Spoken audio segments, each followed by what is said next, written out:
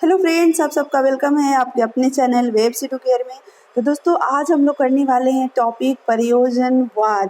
तो आप सभी को पता है कि B Ed second year paper 1 unit 2 चल रहा है सीरीज इस चैनल पे। तो दोस्तों, चैनल पर अगर पहली बार हैं या चैनल को सब्सक्राइब नहीं किए हैं तो प्लीज़ सब्सक्राइब कर लीजिएगा, बेल आइकन को प्रेस कर लीजिएगा ताकि हर वीडियो का नोटिफिकेशन सबसे पहले आप तक पहुँच सके। तो दोस्तों, इससे पहले जितने भी टॉपिक हैं उसको अगर आप नहीं देखे हैं तो वीडियो आप देख सकते हैं। प्लेलिस्ट में सीरीज वाइज सारी वीडियोस एक जगह स्टोर है, तो उसको आप सीरीज वाइज देख सकते हैं। दोस्तों, ये हम लोग आज जो टॉपिक है वो करने वाले हैं प्रयोजनवाद। तो चलिए देखते हैं, इस टॉपिक को स्टार्ट करते हैं। तो दोस्तों, यहाँ पर आप देख सकते हैं प्रयोजनवाद का क्या अर्थ है, इसके कौन कौन से सिद्धांत है, व्याख्या करिए। इस प्रकार से क्वेश्चन एग्जाम में आपसे पूछे जा सकते हैं। दोस्तों, सबसे पहले देखेंगे डेरिवेशन ऑफ द टर्म्स, यानी कि शब्द की उत्पत्ति कहाँ से हुई। प्रयोजनवाद, तो यहाँ पर देख सकते हैं कुछ लोगों का मत है प्रयोजनवाद, जिसे अंग्रेजी में प्रैग्मैटिज्म कहते हैं दोस्तों, कि इसकी उत्पत्ति जो है यूनानी भाषा के शब्द प्रैग्मा से हुई है। यूनानी भाषा की एक शब्द है प्रैग्मा, उससे हुई है। एक मत यह भी है कि ये शब्द ग्रीक भाषा के प्रैग्मेटिकोस से हुई है। मतलब सबका अलग अलग मत है दोस्तों। इसका अर्थ ये होते हैं व्यवहारिकता, यानी व्यवहारिकता इसका होता है, या उपयोगिता इसका मीनिंग होता है।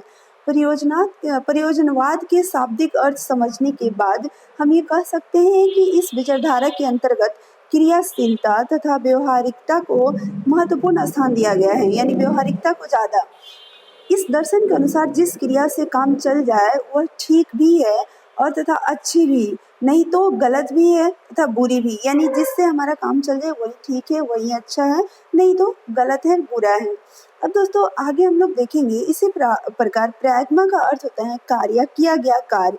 इसका अर्थ होता है कार्य या किया गया कार्य। जबकि आदर्शवादी आगे और पीछे देखता है और जो नहीं है उसके लिए शोक मनाता है।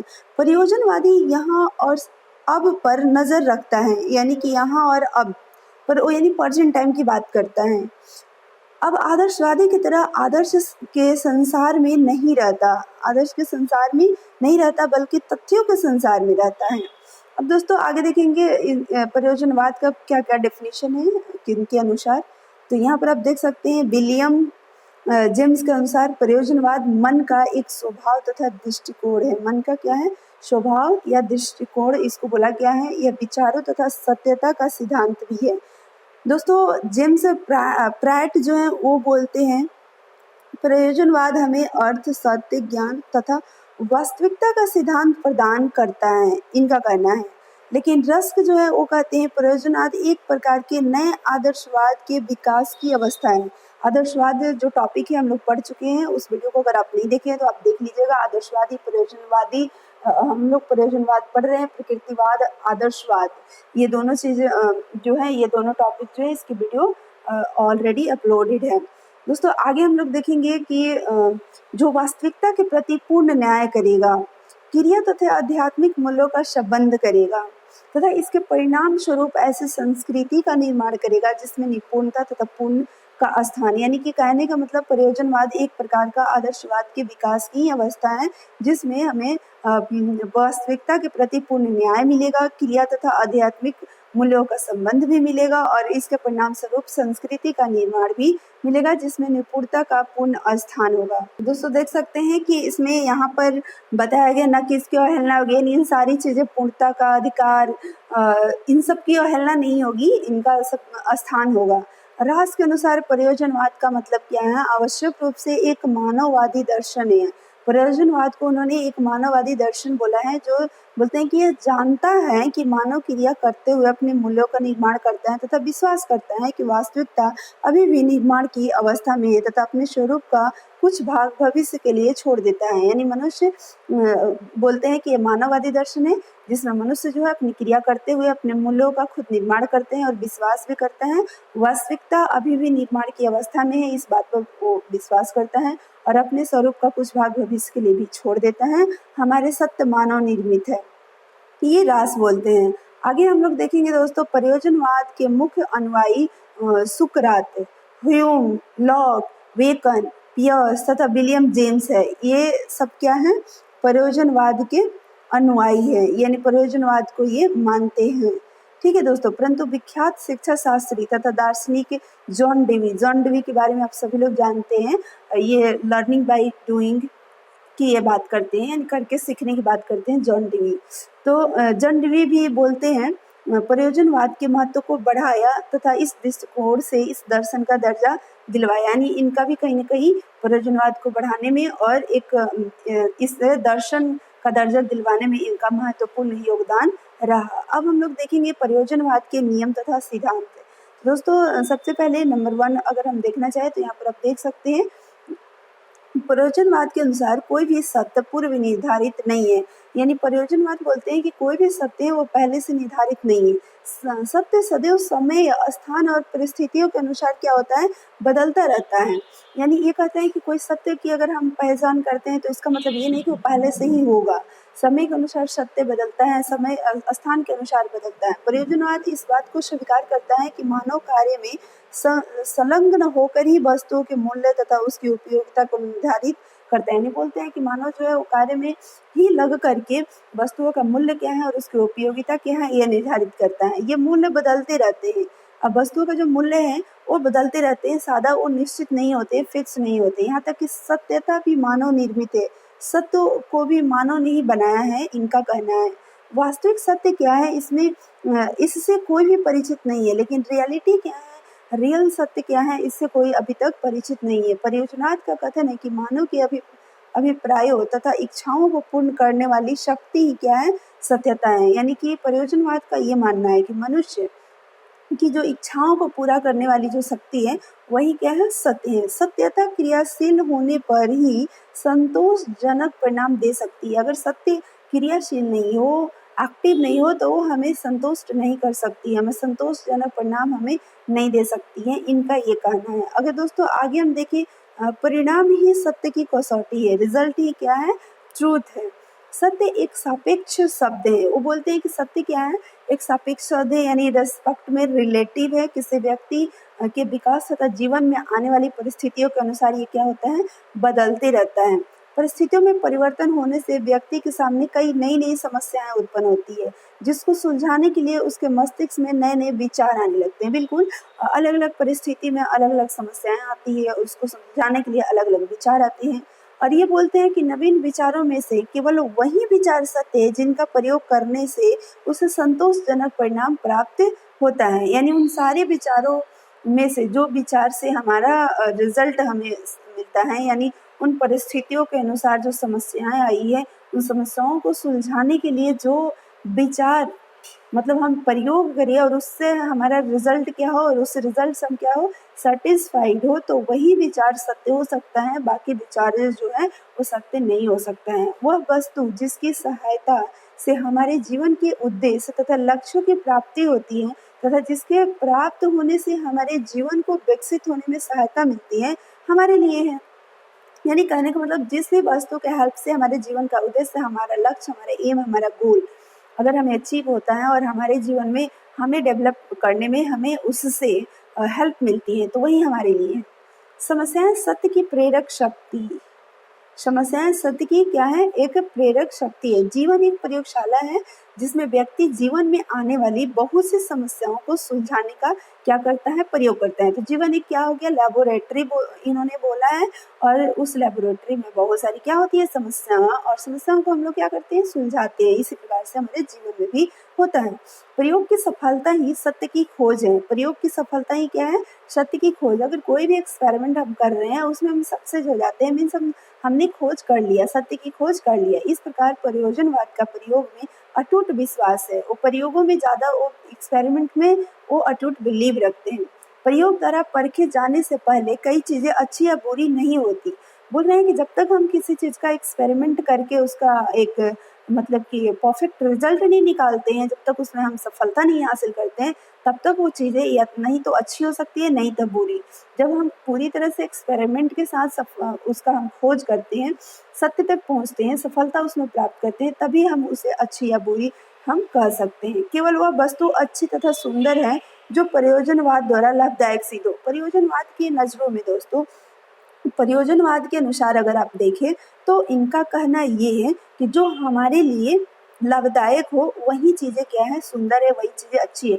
जो हमारे जीवन में काम नहीं आने वाली है वो अच्छी नहीं है। सुप्रसिद्ध प्रयोजनवादी विलियम जेम्स बहुत ही प्रसिद्ध है प्रयोजनवादी, इस बात पर जोर देता है कि सत्य का मूल प्रयोग द्वारा निर्धारित होता है। बोलते हैं कि सत्य का जो वैल्यू है, जो मूल्य है, वो एक्सपेरिमेंट के द्वारा ही निर्धारित किया जा सकता है कि उसका मूल्य, उसका वैल्यू क्या है। आगे हम लोग देखेंगे उपयोगिता सत्य की कसौटी है।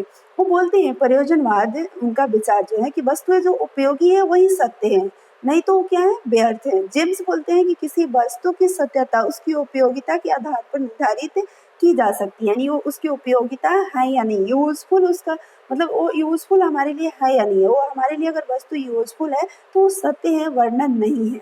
ये सत्य यानी सत्य का निर्धारण ये उपयोगिता के बेस पर करते हैं। सामाजिक तथा जनतांत्रिक दृष्टिकोण में विश्वास। अब यहाँ पर देखेंगे दोस्तों, faith in social and democratic values. सैद्धांतिक तौर पर प्रयोजनवादी प्रजातांत्रिक होते हैं। अगर सैद्धांतिक यानी देखा जाए तो प्रयोजनवादी प्रजातांत्रिक होते हैं, क्योंकि प्रजातांत्रिक समाज मानवीय आदर्शों की प्राप्ति का सर्वोत्तम साधन है। यानी जो प्रजातांत्रिक समाज है वो मानव के आदर्शों की प्राप्ति का एक मतलब कि क्या है, सोर्स है, साधन है। ठीक है, प्रजातांत्रिक आदर्शों द्वारा ही मनुष्य अपने मनोरथ पूरे कर सकता है, प्रजातांत्रिक आदर्श के द्वारा। और इनका विचार जो है कहीं न कहीं मनुष्य का जो इच्छाएं हैं वो पूरा, और जो भी वस्तु यूज करे उसके लिए यूजफुल होना चाहिए, उसकी वो बातें करते हैं। तो कहीं न कहीं प्रजातांत्रिक जो आदर्श है उनसे उनका विचार मिलता है प्रयोजनवादी का, इसलिए ये मतलब प्रजातांत्रिक होते हैं और अपने यत्नों में कुशलता प्राप्त कर सकता है। 6 नंबर देख सकते हैं दोस्तों, कोई निश्चित महत्व तथा मूल्य नहीं।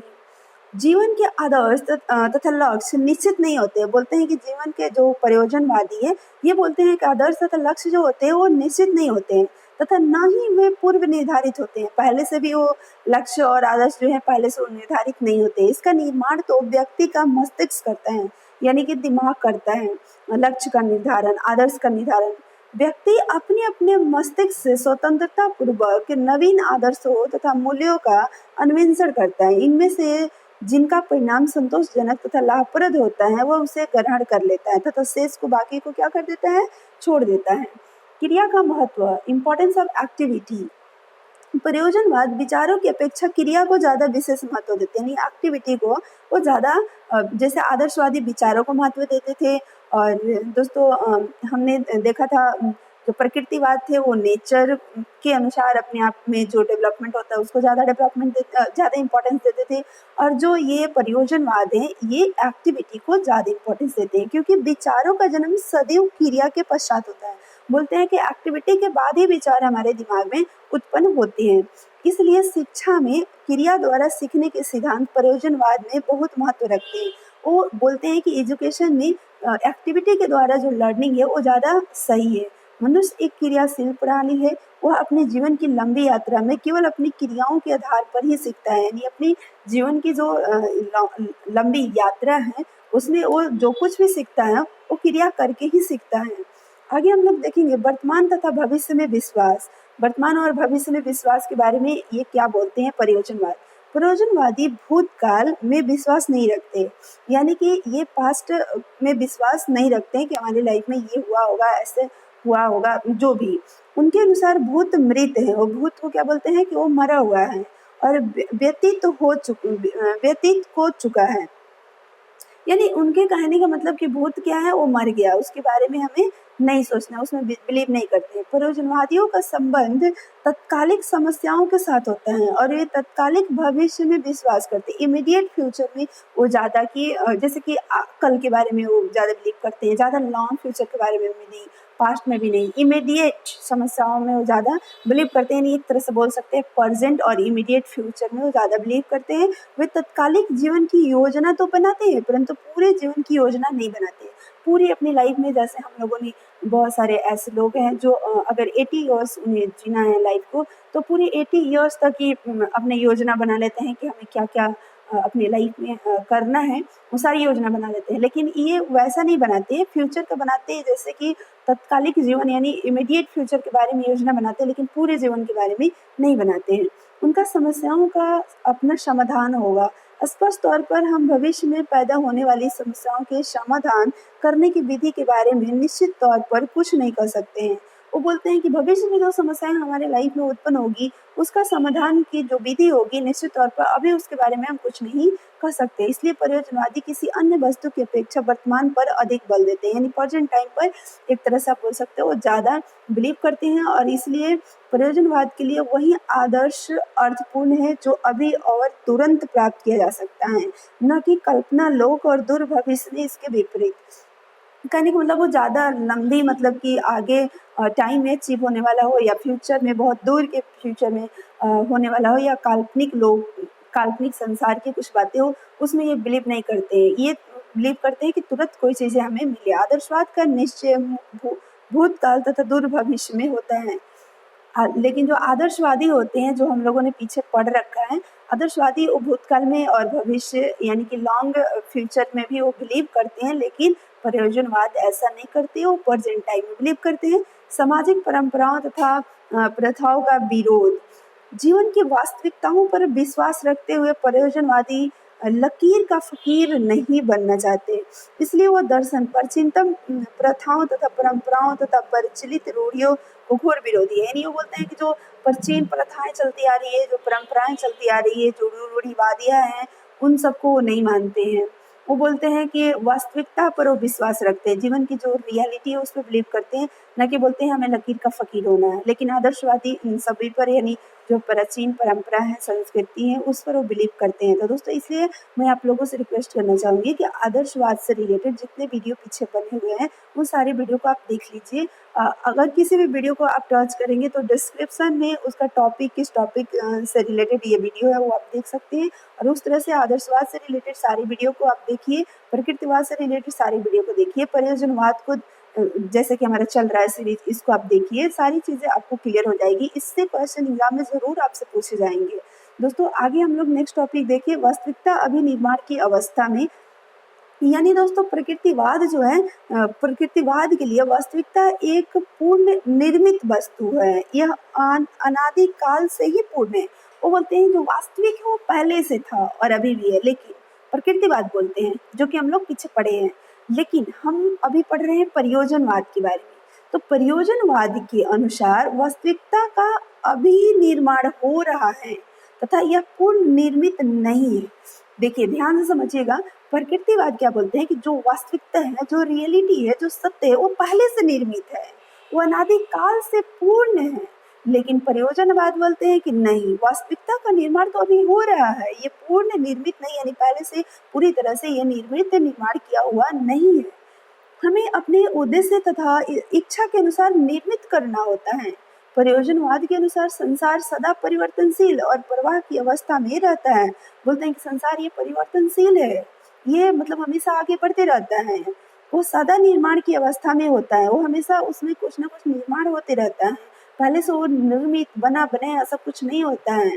व्यक्ति उसे उत्तम बनाने का सदैव प्रयत्न करते हैं, जो भी बना होता है उसमें और ज़्यादा उसको सही बनाने का, उत्तम परफेक्ट बनाने का, उसमें और डेवलपमेंट करने का हमेशा व्यक्ति क्या करता है, प्रयास करते रहता है। ये प्रयोजनवाद का कहना है। अनुभव वास्तविकता का केंद्र है, यानी दोस्तों experience the centre of reality. ये बोलते हैं जो प्रयोजनवाद है, बोलते हैं जहाँ एक और प्रकृतिवाद प्रकृतिक केंद्रित यानी नेचर सेंटर है तथा आदर्शवाद साइको सेंटर है यानी मन केंद्रित है, वहीं दूसरी ओर प्रयोजनवाद अनुभव केंद्रित है। ध्यान से समझिएगा दोस्तों, यहाँ पर प्रकृतिवाद जो है, जो हम लोग पीछे पढ़े हैं, ये प्रकृति केंद्रित यानी प्रकृति को ये सेंटर मानते हैं, बोलते हैं कि सब कुछ प्रकृति के अनुसार होता है, हमें कुछ करने की जरूरत नहीं है, प्रकृति सब कुछ करेगी। आदर्शवाद मन केंद्रित बोलते हैं, यानी हमारे मन पे, हमारे विचारों पर सब कुछ डिपेंड करता है, ये बोलते हैं। लेकिन जो अभी हम लोग टॉपिक पढ़ रहे हैं प्रयोजनवाद, ये बोलते हैं एक्सपीरियंस सेंटर, अनुभव केंद्रित की बात करते हैं, जो कि मानवीय अनुभव को वास्तविकता का ये केंद्र मानते हैं। जो मनुष्य का एक्सपीरियंस है उसको ये रियलिटी का सेंटर मानते हैं। इस दर्शन के अनुसार वास्तविकता वह है जिसका मनुष्य अनुभव करते हैं, मतलब कि वो फील करता है, एक्सपीरियंस करते हैं, वही रियलिटी है। अनुभव के संतोषजनक परिणाम में ही सत्य कहा जाता है। अगर उससे वो संतुष्ट है, संतोषजनक रिजल्ट उसे मिल रहा है उस एक्सपीरियंस से, तो वो सत्य है। मानव अनुभव ही जीवन का मूल्य बताता है, मानव का जो एक्सपीरियंस है वही जीवन का वैल्यू क्या है वो बताता है। प्रयोजनवादी केवल अनुभव के साथ ही संबंध रखते हैं। मानवीय अनुभव पर बल देकर और उसे मूल्य प्रदान करके प्रयोजनवाद मानवीय दर्शन कहलाने लगा। मानववाद में विश्वास। प्रयोजनवादी मानववादी है। उनका विश्वास है विज्ञान का प्रयोग मानवीय कल्याण तथा सामाजिक समस्याओं का समाधान करने के लिए किया जाना चाहिए। यानी विज्ञान का प्रयोग किस लिए किया जाना चाहिए? मानव के कल्याण के लिए या समाज की समस्याओं के समाधान के लिए किया जाना चाहिए, इसलिए इनको मानववादी कहते हैं। आगे यहाँ पर देख सकते हैं दोस्तों, लचीलेपन में विश्वास। फ्लेक्सिबिलिटी में ये फेथ करते हैं। प्रयोजनवादी का निश्चय है कि संसार में कोई भी वस्तु स्थिर या अंतिम नहीं है। जीवन एक परिवर्तनशील प्रक्रिया है। परिवर्तन प्रकृति का क्या है? नियम है। संसार की प्रत्येक वस्तु सदा परिवर्तन और प्रवाह की अवस्था में है। समय तथा स्थान के साथ साथ मूल्य भी बदलते हैं। वे निर्मित किए जाते हैं और सदा के लिए निश्चित नहीं होते हैं। ये इनका कहना है। आगे हम लोग देखते हैं, यहाँ पर नेक्स्ट देख सकते हैं दोस्तों, व्यक्तित्व का विकास। यानी प्रयोजनवाद का विश्वास है कि व्यक्तित्व का विकास केवल वातावरण के साथ प्रतिक्रिया द्वारा ही संभव है। मनुष्य में अपने वातावरण को अपनी आवश्यकताओं, उद्देश्यों, इच्छाओं के अनुसार ढालने की क्या होनी चाहिए? योग्यता होना चाहिए कि मनुष्य अपने वातावरण को अपनी आवश्यकता, अपनी उद्देश्य, अपनी इच्छा के अनुसार उसे क्या करिए? ढाल सके, क्योंकि केवल सामाजिक प्रकरण में ही व्यक्तित्व का विकास संभव है। इसलिए व्यक्ति के व्यक्तित्व के विकास तथा पूर्णता के लिए समाज क्या है? अनिवार्य है। ये प्रयोजनवाद का थॉट था दोस्तों, ये इनका सिद्धांत था प्रयोजनवाद को, जो हम लोगों ने देखा समझा। अगर वीडियो पसंद आई होगी तो प्लीज़ लाइक शेयर जरूर कीजिएगा। बीएड सेकेंड ईयर से रिलेटेड जितने भी वीडियो यानी आप देखना चाहते हैं तो इसके लिए चैनल को सब्सक्राइब जरूर कर लीजिएगा। बीएड सेकेंड ईयर की सारी वीडियो प्रोवाइड की जाएगी सीरीज वाइज। जैसे हमारा पेपर 1 चल रहा है, ये यूनिट 2 चल रहा है दोस्तों। यूनिट 1 की सारी वीडियो अपलोड है। यूनिट 2 भी कुछ ही मतलब वीडियो के बाद कंप्लीट हो जाएगा। यूनिट 3 फिर स्टार्ट होगा। इस तरह से पेपर 2, 3, 7 पेपर हैं। सारे पेपर यहाँ पर आपको देखने को मिलेंगे। तो दोस्तों फिर मिलेंगे नेक्स्ट वीडियो में। तब तक के लिए आप सभी लोगों को thank you. All the best, take care.